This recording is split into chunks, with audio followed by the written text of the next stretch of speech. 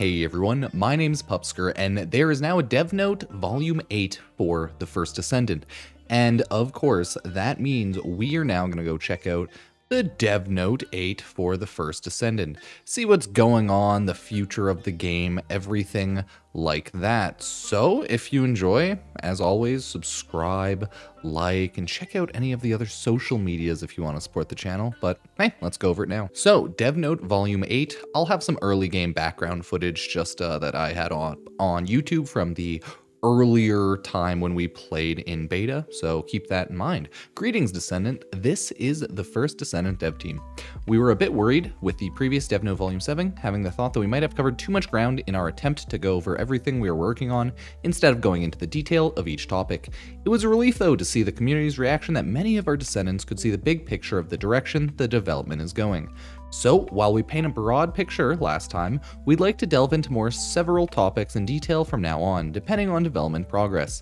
In this dev note, we'll tackle one of the most hotly debated topics amongst the development team since the last cross-play open beta test: field enhancements. Surveys conducted with our testers and their ratings show that we've made significant improvements to the First Descendant, but we've also heard a lot of frustrations with the fields. Dev team agreed, and we've been working together to improve field play as much as possible before the launch, and then continue to update and improve the game while the game is in service. The first step is enhancing field play, was identifying the problem.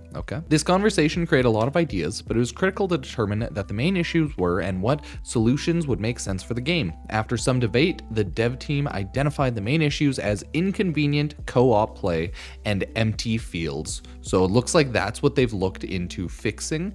Let's take a look at what their co-op play improvements and everything looks like. Co-op play improvements.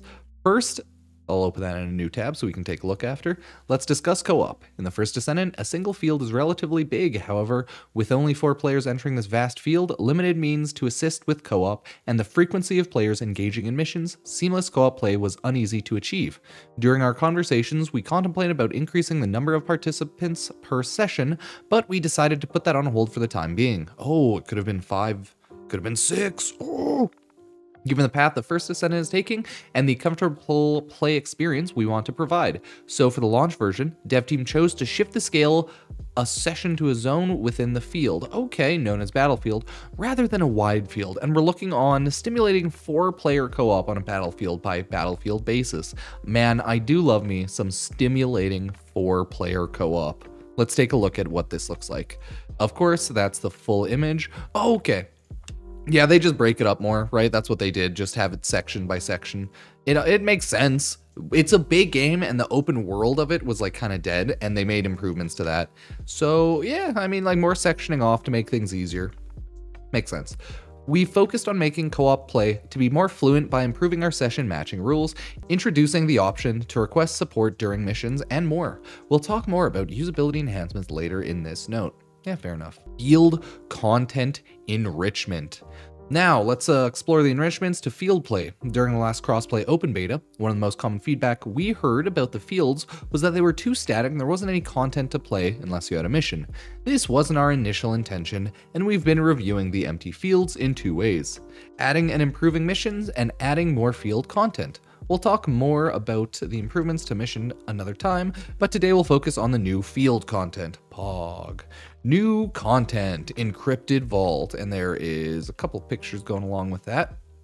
Currently, the dev team is focusing on adding combat and out-of-combat content to the fields, with the latter dubbed Encrypted Vault. These vaults are strewn around the field, carrying info and resources that the Magistar have hidden away. Descendants will be able to locate and decrypt them using a simple minigame to gain rewards. As out-of-combat content, it can be welcome change of pace in between playing the fields. So they're unlockable, openable chests that have a little minigame to unlock it, kind of like ciphers in Warframe. You know, general, do this little thing, unlock, get loot. Makes sense, and that is fair enough. It is the exact same look as we've seen in other stuff. Oh no, those look really cool with the faces. Really high tier 1, mid tier 1, and low tier 1. Looks really good there. And then for this one, hell yeah. So it's a hit the line within the circle kind of mini game. That's what we're looking at right now. It's just that this will go around in a circle, and when it hits, you hit. Pretty simple overall. 10 out of 10. It's a cool little goofy mini game, but of course, there's a lot more. Now, we have new content. Void Fragment and Fusion Reactor. Void Fusion Reactor. Tons of new content, it seems. Fields include items known as Void Fragments. The Void Fragments can only be destroyed by an attack of a matching attribute, and when destroyed, an item known as a Void Shard can be obtained. When you acquire Void Shards and put them in a so-called Void Fusion Reactor, a secret monster known as a Vulgus commander is summoned. Defeating the summoned commander will yield a reward, making this an additional piece of content that can be replayed alongside the field missions. Pretty similar to Destiny 2 stuff. So I think that's how Destiny 2 does some of its open world area stuff. You go around collecting, you fight bosses, little monsters, stuff like that here and there. So pretty good content, not bad. Next up, new content, Vulgus Recon Outpost. Also, I'm not bringing up the picture for this. It looks cool, but we don't need to. In addition, the fields are now littered with a Vulgus Outpost from the invasion of Ingress. Carol's instructions to find the Ironheart prompted the establishment of Recon Outposts throughout the field. These outposts are scattered around the area and varying in size depending on importance. Scouts monitor the field, beginning with the smallest outpost. Players will frequently encounter and go into battle with them as they explore fields. So little areas, cool. Little circle boys.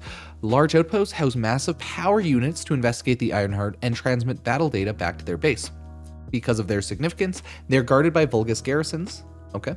When a Descendant discovers an outpost, they are automatically assigned the mission to destroy it. Your objective is to eliminate Vulgus stationed here and destroy outposts, dealing a blow to Carol and the Vulgus Legion. So that looks pretty cool. Just floaty little circles, 3 pillars, the vault in the middle. Understandable. New content, records. Okay, so unlockable achievement record type thing.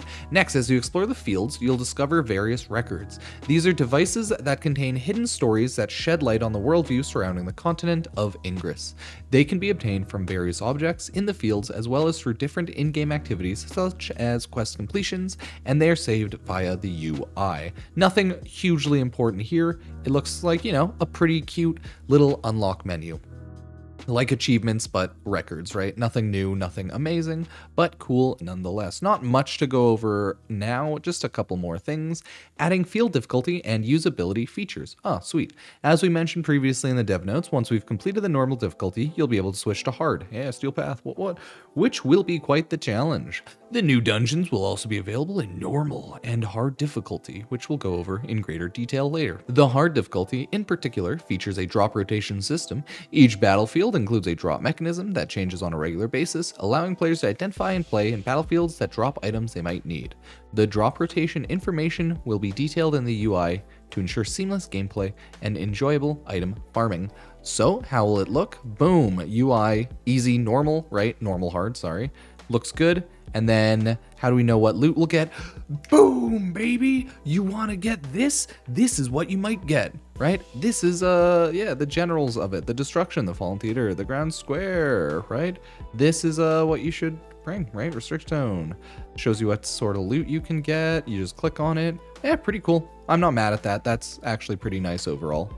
I like that. I like it when the missions show you, hey, here's what the drop pool for this mission is. Do you want to run it? So I can be like, oh shit, do I actually need any of this? Warframe is a bad habit of not showing you a lot of the things you might be able to get in a mission, and it always has, so sucks.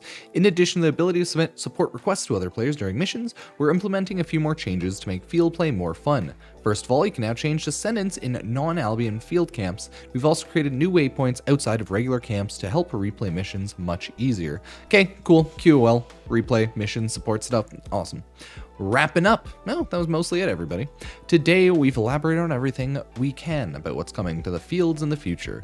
While there's obviously a limit to how much we can explain in words and pictures, the team is anxious to share as much as possible in one form or another. We'll talk more about areas that require additional work, such as mission enhancements, next time, and we'd love to hear your feedback and thoughts so we can continue the conversation in future dev notes. We eagerly welcome your ongoing interest and feedback on the First Descendant, and finally, we'd like to end this dev note by sharing the full field map of launch version we're now working on. Thank you.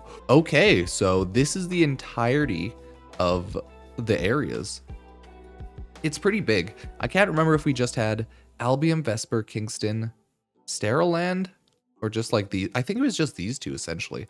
Either way, there's a lot of stuff to unlock. I can't fully remember. And there will be a lot to do. Maybe we had Echo Swamp and Sterile Land unlocked too. And Agna Desert?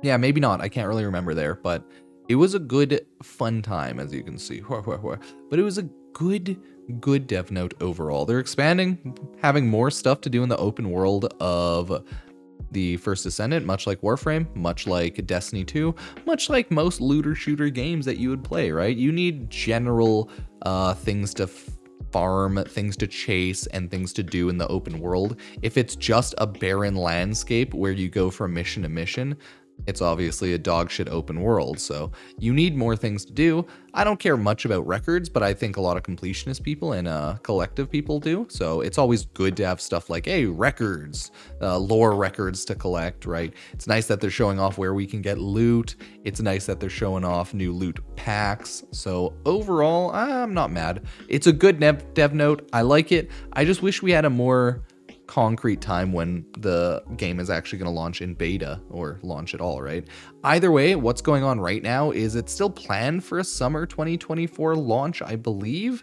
So hopefully we'll get that. I think the first beta I played was all the way back in 2024. So it's been a long time for the First Descendant. Either way, let me know what you think about this update. What do you think about the dev note? And I will see you next time for Warframe, First Descendant, you know, who knows?